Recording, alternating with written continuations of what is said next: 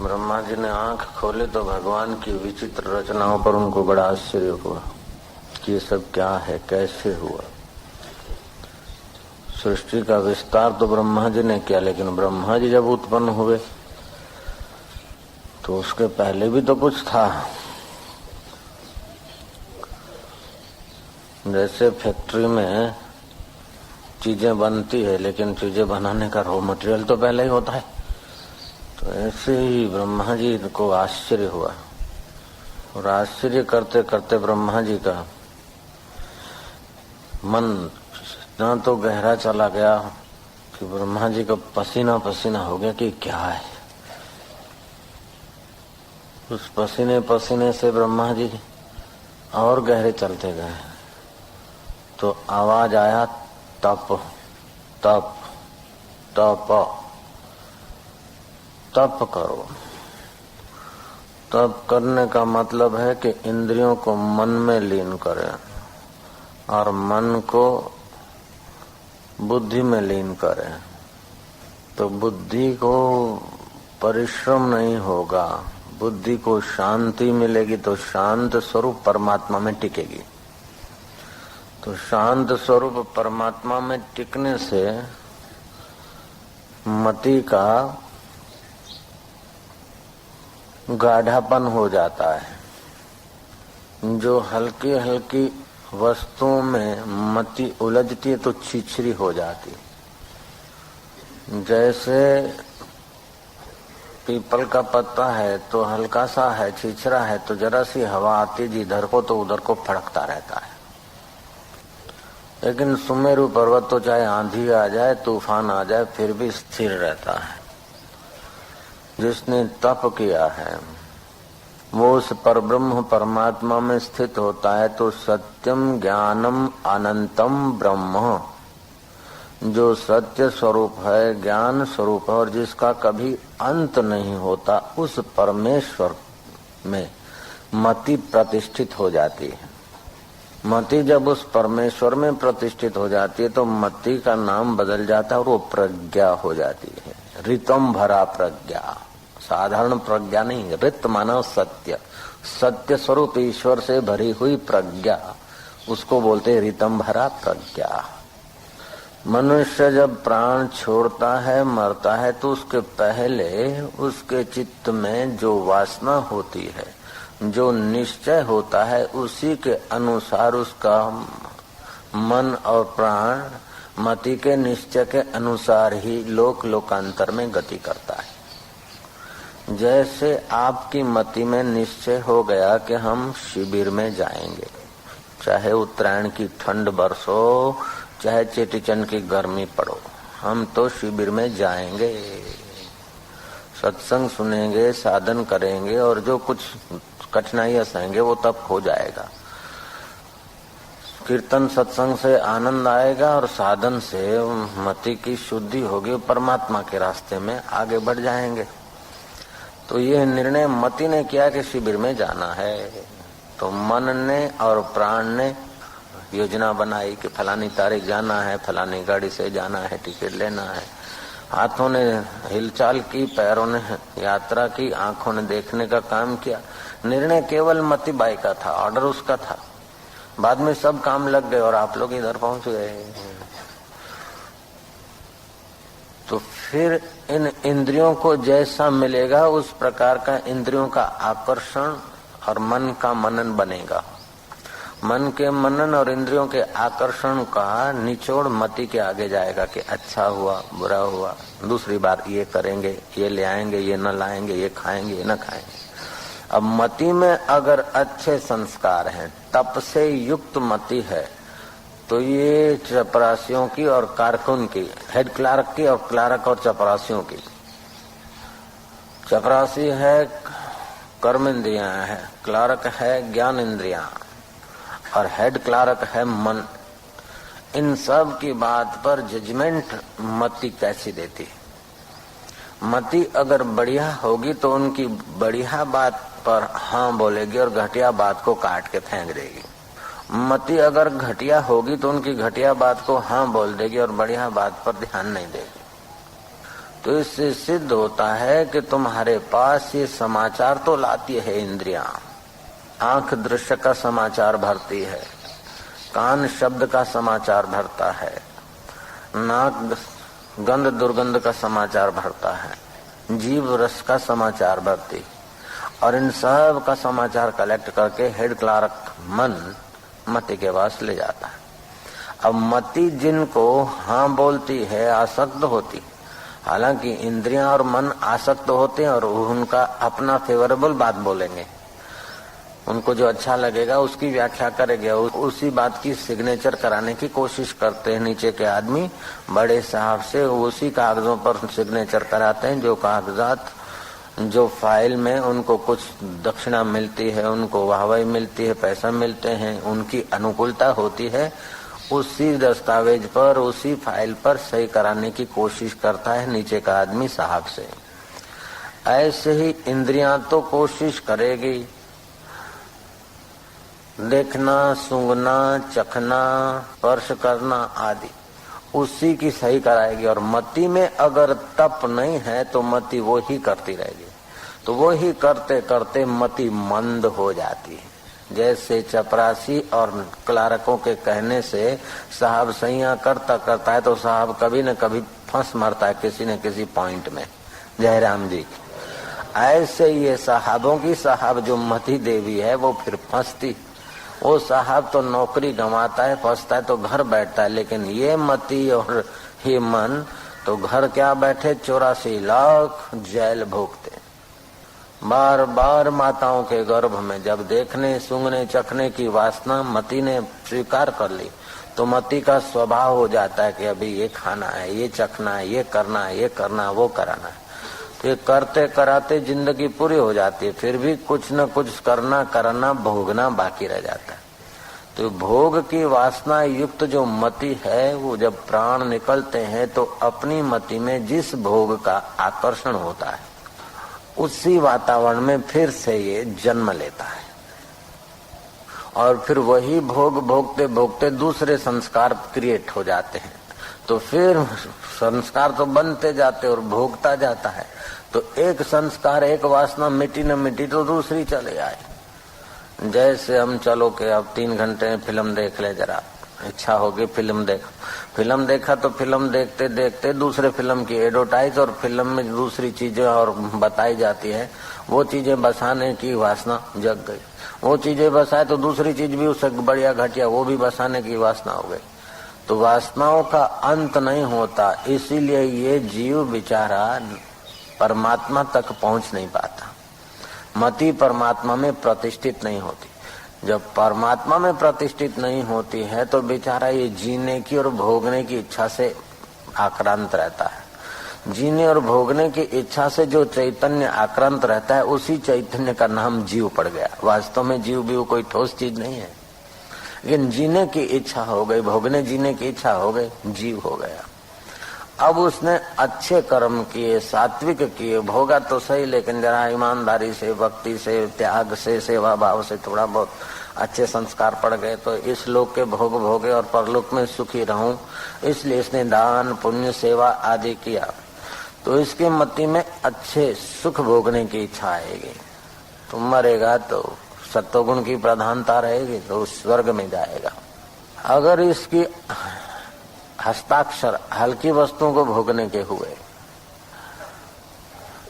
तो फिर समझो बहुत उसको नीचे के इंद्रियों का सुख भोगने की इच्छा हुई, काम बेकार भोगने की इच्छा हुई, तो मरने के बाद उसको स्वर्ग में जाने की जरूरत नहीं, मनुष्य होने की जरूरत नहीं। उसकी शिश्ना इंद्री को अधिक से अधिक छूट छाट मिल जाए भोग भोगने की, उसको ऐसा ही शरीर प्रकृति दे देगी।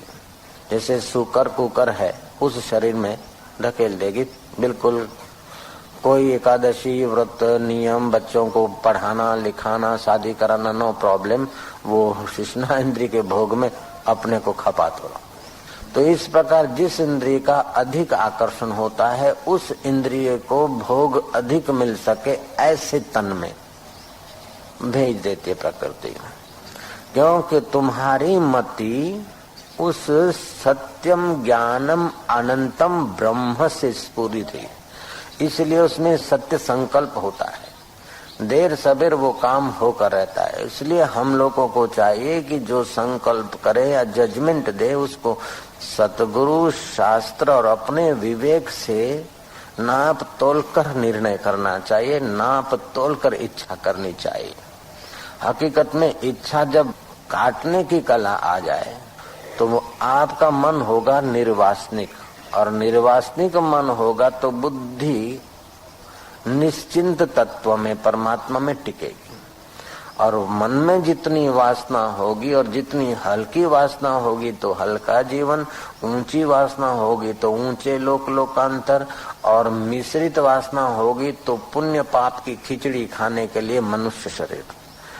और उससे भी अगर ऊंची एक अवस्था है जो सत्संग और तप करके आत्म परमात्मा के विषय का ज्ञान पा लेगा, तो प्रारंभ में थोड़ा कठिन लगेगा, लेकिन एक बार पा लिया तो मति को, मन को और इंद्रियों को जो शांति, आनंद और रस मिलता है, उस रस, शांति और आनंद के आगे इस लोक में तो क्या और देश परदेश में तो क्या, स्वर्ग में तो क्या, ब्रह्मलोक में भी वो सुख नहीं जो ब्रह्म परमात्मा के साक्षात्कार में। ज्ञात्वा देवम मुच्यते सर्व पाशेभ्य, उस देव को जानने से सारे पाशों से, सारे जंजीरों से वो आदमी मुक्त हो जाता है, छूट जाता है। तो मनुष्य जन्म में ऐसी मति मिली है जो आदमी भूत का, भविष्य का विचार चिंतन कर सकता है। जो पशु हैं वो तो कुछ समय के बाद अपने माँ बाप को भी भूल जाते हैं, बहन भाई को भी भूल जाते हैं, संसारी व्यवहार उन्हीं में कर लेते हैं। लेकिन मनुष्य की मति में स्मृति है, मनुष्य की मति में योग्यता है।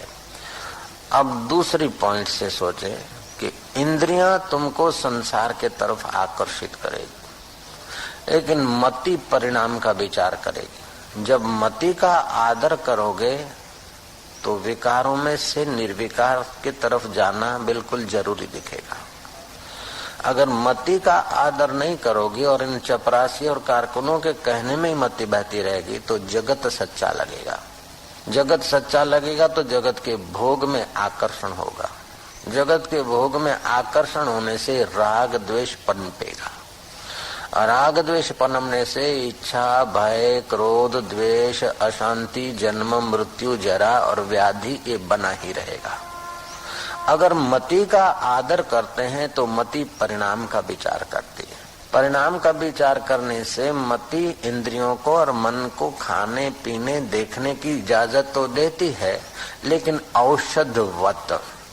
औषधवत खाना पीना, देखना सुनना ये औषधवत हो जाए तो इंद्रियों और मन का परिश्रम कम हो जाता है, तो उससे भी मति को थोड़ी पुष्टि मिलती जाती है। और ज्यों ज्यों पुष्टि मिलती जाती है त्यों त्यों देखना सूंघने की इच्छाएं कम करके और मति अपने आप में तृप्त रहती है। तो तृप्त मति की योग्यता बढ़ जाती है, योग्यता बढ़ जाती है तो मन और इंद्रियां उसके अधीन होने लगती है। तो मनुष्य जन्म में ही ऐसी अवस्था आ जाती है कि जब चाहा तब इंद्रियों को समेट के मन में ले आया और मन को समेट के परमात्मा में गोता मार दिया। दिल ने तस्वीरें हैं यार, जब की गर्दन झुका ली और मुलाकात कर ली, जब चाहा वो आत्म सुख पा लिया। तो मति में आत्म सुख पाने की जो आदत पड़ जाती है तो फिर वो जब शरीर छूटता है तो मति में, अंतःकरण में कोई वासना नहीं रहती। जब वासना नहीं रहती तो प्राण उत्क्रमण नहीं करते लोकांतर में जाने के लिए या दूसरे जन्म में भटकने के लिए। अभी तुम्हारी तीव्र वासना हो जाए चाय पीने की तो खिसक जाओगे, तीव्र वासना हो जाए तो कुछ उस जगह पे चले जाओगे। जब कोई वासना नहीं तो भाग दौड़ करने की जरूरत क्या है। जब वासना जोर पकड़ेगी तो हमारी नजर इधर जाएगा और आदमी खिसक जाएगा, तो बेईमानी भी करेगा, पैसा भी खर्चेगा, लेकिन वासना के लिए करेगा। तो ऐसे मति में कोई वासना नहीं होती। तस्य प्रज्ञा प्रतिष्ठिता, उसकी प्रज्ञा पर ब्रह्म परमात्मा में प्रतिष्ठित हो गई। तो वह साधक जीते जी सिद्ध पद को पा लिया है। तो ज्ञानी नाम प्राणा न उत्क्राम्यन्ते अत्रे विलियन्ते। ज्ञानी जिसको आत्म पर ब्रह्म परमात्मा का सुख मिल गया है, साक्षात्कार हो गया, उसका मन प्राण उत्क्रमण नहीं करते हैं। जहाँ शरीर का प्रारब्ध पूरा हुआ तो शरीर तो 5 भूतों में, स्थूल भूतों में लीन हो जाएगा और सूक्ष्म शरीर उसका सूक्ष्म भूतों में लीन हो जाएगा, व्याप जाएगा। और आत्मा तो पहले ही परमात्मा से मिला हुआ है, वो कोई परमात्मा के पास कोई लोकांतर में नहीं जाएगा। वो तो सत चित्त आनंद स्वरूप जो आकाश से भी अत्यंत सूक्ष्म है, उस परब्रह्म परमात्मा में साक्षात्कार के दिन ही एक हो गया था। केवल देह की बाधा थी, प्रारब्ध ने देह की बाधा को पूरा कर लिया, वो व्यापक ब्रह्म हो गया। तो अब हमारे हिस्से क्या आता है कि हमारे हिस्से आता है कि हम इंद्रियों का आदर इतना न करें। तुलसीदास ने ठीक कहा है, देखिए सुनिए गुनिए मन माही, मोह मूल परमार्थ नाही। ये देखने सुनने और मन में जो गुनने विचार करने में आता है वो सब मोह मूल है, परमार्थ नहीं है, वास्तविक में सत्य नहीं है। जैसे पतंगिया को दिया में सत्य सुख दिखता है और जल मरता है, मछली को कुंडी में सत्य स्वाद दिखता है और फंस मरती है, हाथी को हथीनी में सत्य सुख दिखता है और खड्डे में जा गिरता है, भमरे को कमल में सत्य सुख दिखता है, टिका रहता है। हालांकि उसमें ताकत है कमल से बाहर निकलने की, वो लकड़े को छेद कर सकता है, लेकिन कमल से बाहर नहीं निकलता है। सांझ पड़ी चलो जवाय शू वांधो छे जवाय जाएंगे, ऐसे करते हो कमल तो बंद हो जाता है, उससे भी निकल सकता है, लेकिन फिर आकर्षण इंद्री का रस का जीवा का पड़ा रहता है। सुबह जंगली जानवर या हाथी आदि आके कमल को तोड़ते खा जाते या पैरों तले कुचल देते, वो प्राण त्याग कर देता, मर जाता बेचारा। एक बात और समझनी पड़ेगी, ऐसा नहीं कि हम निपट अज्ञानी हैं, क्या अच्छा है क्या बुरा है ये सब लोग जानते हैं, क्या पुण्य है और ये क्या पाप है ये भी काफी हिस्से में हम लोग जानते हैं, क्या करना चाहिए क्या नहीं करना चाहिए ये भी जानते हैं हम लोग। फिर भी जो नहीं करना चाहिए वो कर रहे हैं, उसके पीछे एक ही है कि सुख की लालच, सुख की लालच। नहीं करना चाहिए फिर भी कर रहे हैं, क्योंकि दुख का भय, भयभीत होकर भी कुछ करना पड़ता है, समाज क्या बोलेगा, लोग क्या बोलेंगे। तो सुख की लालच और दुख के भय ने अंतःकरण को कमजोर कर दिया, मति को अपने कंट्रोल में ला दिया। कौर जैसे एक मुनीम ने सेठ को कह दिया कि मेरा 1000 रुपया पगार नहीं चलेगा, 1500 कर दो, तो एकदम इतना चला। 7 साल से नौकरी करता है, 100 बढ़ाता आया हूँ तेरा, और अभी 1000 का 1500 मांगता है। कुछ तो सोच, शर्म नहीं आती?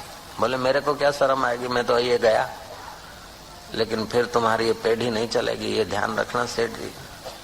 क्यों कि 2 नंबर की एंट्रियां मैं सब जानता हूँ और मेरे हाथ में वो कागज पड़ा, देख लो। अभी जाकर इनकम टैक्स कमिश्नर से मिलता हूँ, 10% मिल जाएंगे, उसी से मेरे हजारों रुपए हो जाएंगे।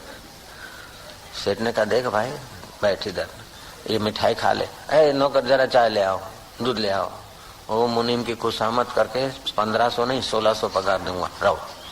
क्यों कि मुनीम जान गया सेठ की कमजोरी। ऐसे इंद्रियां और मन मति की कमजोरी जान जाते हैं, इसलिए मति को बिचारी को घसीटते रहते हैं।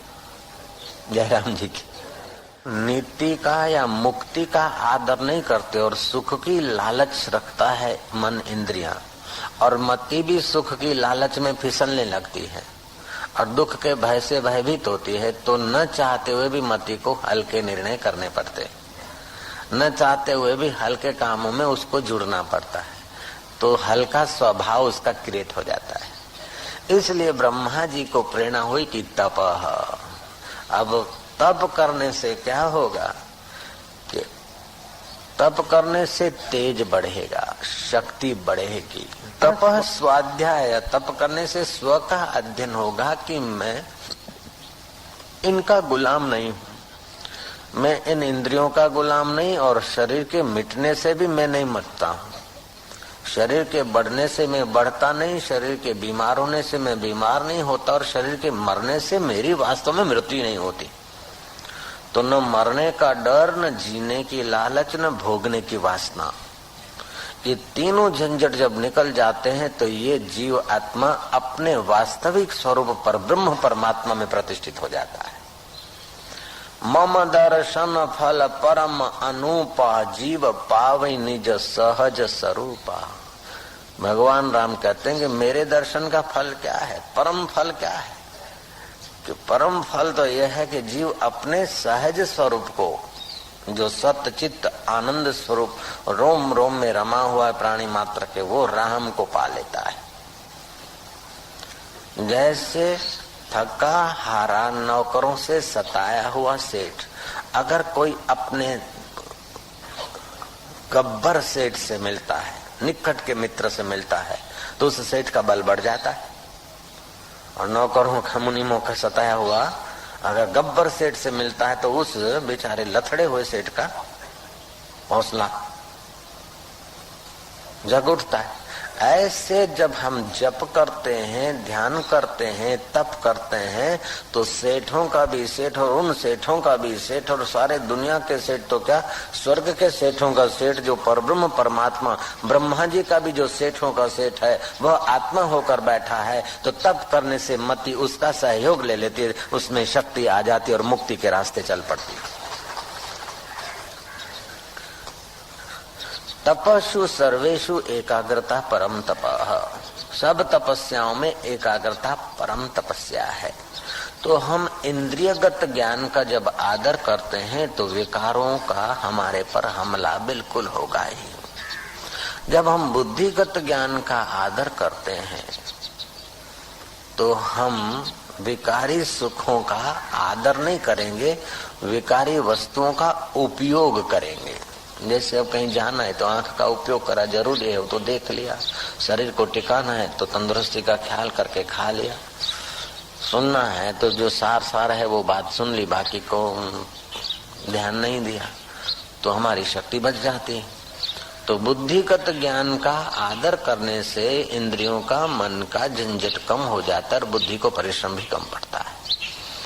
तो बुद्धिगत ज्ञान का आदर करने से हमारा विवेक बढ़ता जाएगा, विवेक बढ़ने से वैराग्य बढ़ेगा, संसार से राग उठ जाएगा। देखेंगे कि जितना इन वस्तुओं को संभाला, आखिर छोड़कर मरना है तो बहुत पसारा क्यों करना। इतना खिलाया पिलाया तो बीमारी, अधिक खाने से बीमारी हुई, संयम से खाना चाहिए। ऐसे आंखों को कितना कुछ दिखाया लेकिन आज तक पूरी शांति नहीं मिली। कानों को कितना ही सुनाया फिर क्या, जीभ को कितना ही लटके दिलाया फिर क्या, नाक को यह बे भूंगड़ा ने आटली सुगंधी परफ्यूम हजी ठेकोणो नहीं। ऐसे ही इंद्रियों को, काम विकार की इंद्रियों को इतनी बार खपाया, अपने को निचो दिया, फिर भी संतोष तो नहीं। तो विवेक जगेगा, विवेक जगेगा तो फिर वैराग्य आएगा। क्योंकि परिणाम में क्या, भोग भोगने के समय जरा देर मजा आया, बाद में देखो तो ऐसे रहती। तो बुद्धि जब परिणाम का विचार करती है तो उसका परिश्रम कम होता है और उसको परमात्मा में प्रतिष्ठित होने का, समता में आने का समय मिलता है। भगवान को बुलाया भी नहीं जाता और भगवान को प्रकट भी नहीं करना है।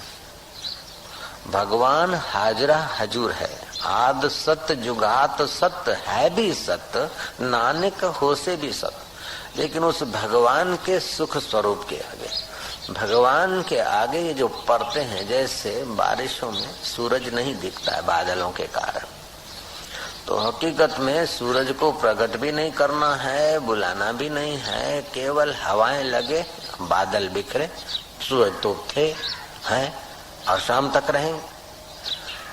ये सूरज तो शाम तक रहेंगे और वास्तव में आत्म सूर्य के लिए तो कोई शाम ही नहीं है। ये सूर्य भी डूबते नहीं हैं, छुपते नहीं, चले नहीं जाते, दूसरी जगह दिखते हैं, पृथ्वी घूम रही इसलिए।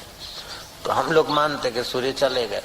मान लो इस सूर्य से तो हम कभी चक्कर खाते रात्रि का तो नहीं दिखता है, लेकिन परमात्मा रूपी सूर्य से तो हम कभी अलग नहीं हो सकते। आद सत्य जुगात सत्य है भी सत्य, हो से भी सत्य। तो उस सत्य स्वरूप में बुद्धि प्रतिष्ठित होती है। तो सत्यम ज्ञानम अनंतम ब्रह्म, उस सत्य स्वरूप में, ज्ञान स्वरूप में, और जिसका अंत नहीं होता है, उस अनंत में विलय हो जाता है जीव। जैसे सागर में तरंग विलय हो जाता है तो तरंग सागर बन जाता है, क्योंकि पहले ही था सागर, पानी तो पहले ही था। ऐसे जीव ब्रह्म तो पहले ही था, लेकिन इस बेचारे को इंद्रियों का आकर्षण ने, जगत की सत्यता ने, बेवकूफी ने कई जन्मों तक भटकाया। अगले जन्म में भी किसी माता के गर्भ में गए होंगे, लेकिन पिता के शरीर से पटके गए। माता का गर्भ सीधा ही मिल जाता, ऐसी बात नहीं। कई बार माता के गर्भ में बेचारे ड्रॉप के रूप में जाके गिरते हैं, फिर वो बाथरूम के द्वारा बह जाता है गटरों में। क्या दुर्दशा होती। जितने लोग यहाँ पृथ्वी पर घूमते हैं हम लोग, उतने से अधिक तो गटरों में भी मनुष्य बहते होंगे।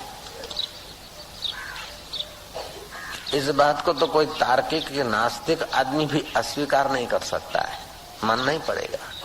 मेरे 2 बेटे हैं, कैसे कि मेरे शरीर से पैदा हुए, तो मेरे शरीर से पसार हुए, पैदा क्या हुए, पसार हुए। हमने कुछ अन्न जल आदि खाया, फल फूल, उसमें जो जीव स्थित थे वो ही पत्नी के द्वारा बेटे होके पैदा हुए। तो पत्नी में नहीं टिके नारी में, तो रजवीर होकर बह गए, तो बह के कहाँ जाएंगे, गटर में। तो ऐसी न जाने कितनी दुखद अवस्थाएं, दुखद दिन हम लोग देख चुके हैं। ये मति को अगर समझ में आ जाए तो मति में संसार का आकर्षण कम हो जाएगा, राग नहीं रहेगा। राग नहीं रहेगा तो द्वेष भी नहीं रहेगा। जब वस्तु में राग रहता है, उसमें कोई विघ्न डालता है तो उससे द्वेष होता है। बड़ा आदमी विघ्न डालता है तो भय होता है, छोटा आदमी डालता है तो क्रोध होता है, बराबरी का आदमी प्रॉब्लम करता है तो द्वेष होता है। जब वासना ही नहीं तो भय कहाँ, वासना ही नहीं तो उद्वेग कहाँ, वासना ही नहीं तो द्वेष कहाँ। तो भय, उद्वेग, द्वेष, राग, ये सब उसका शिथिल हो जाता है।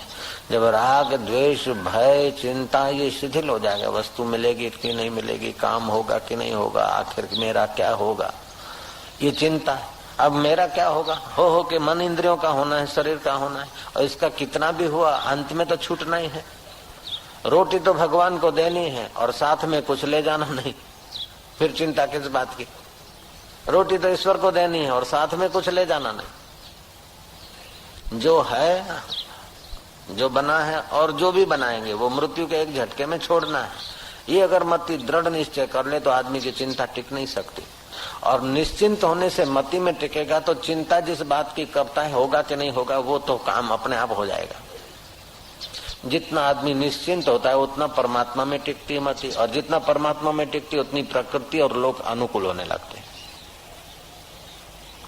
तो यही कारण है कि जो दुरात्मा है उसकी इच्छाएं पूरी जल्दी से होती नहीं, थोड़ी बहुत होती तभी भी वो दुखी का दुखी रहता।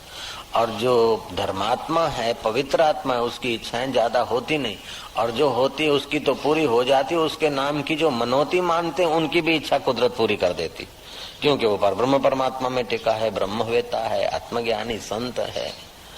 हम संतों के नाम की मनोती मनाते हैं। तो जैसे हम हैं ऐसे वो तो दिखते हैं, लेकिन हम हैं इंद्रियों के आकर्षण में, हम हैं मन के कहने में, और वो है मन और इंद्रियों को अंतर्मुख करके, तप करके अपने प्रसाद की तरफ ले जाने। तो ब्रह्मा जी को हुआ के तप, 2 शब्द तप करो। तो कम से कम 6 घंटा नींद किए, 8 घंटा नौकरी किए, 6 और 8 14 घंटे, फिर भी 10 घंटे फालतू है। उन 10 घंटों में सत्कर्म आदि करें, जप ध्यान करें, 1-8 घंटा कम से कम ध्यान करें, तप करें।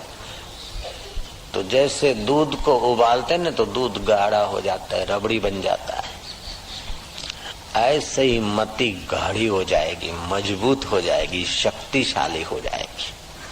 तो शक्तिशाली मति उन आत्म सूर्य के बादलों को हटा देगी। आत्म सूर्य, आत्म परमात्मा के ऊपर जो बादल पड़े हैं वो हटा देगी। वो बादल हटते ही डिठो मुख शैन साजो हियरे थ्युम करार, लथा रोग शरीर जा मुझे सतगुर दे दीदार। वो अज्ञान अविद्या के बादल हटते ही ब्रह्म विद्या के बल से वो ब्रह्म परमात्मा का प्रसाद पालेगी। और प्रसाद से सारे दुख दूर हो जाएंगे। जन्म मृत्यु जरा व्याधि माताओं के गर्भों में जाना आना तो दूर हो जाएगा, लेकिन इस जन्म के भी कर्म सब जल के भस्म हो जाएंगे, क्योंकि ज्ञान प्राप्त हो गया। ज्ञान अग्नि यथा दांसी समिद्धो अग्नि भस्मसात कुरुते अर्जुना, ज्ञान अग्नि दग्ध कर्माणि भस्मसात कुरुते तथा। जैसे लकड़ी के ढेर को अग्नि जलाकर भस्म कर देती है, ऐसे ज्ञान अग्नि से तेरे सारे संस्कार सारे कर्म जलकर भस्म हो जाएंगे। अभी तक के कर्म तो जल जाएंगे, लेकिन युद्ध करोगे और वो ऐसे हत्या जैसे कर्म भी तेरे को लेप नहीं लगाएंगे। जैसे सूर्य को उदय नहीं लगती, दिमक नहीं लगती सूरज को, ऐसे ही आत्म सूर्य के साथ एक होकर जब मति संसार में जीती है तो उसको कर्मों की दिमक नहीं लगती। पहले के कर्म जल के भस्म हो जाते और नए कर्म उसको बनते नहीं, क्योंकि उसकी मति में कर्ता भाव नहीं रहता।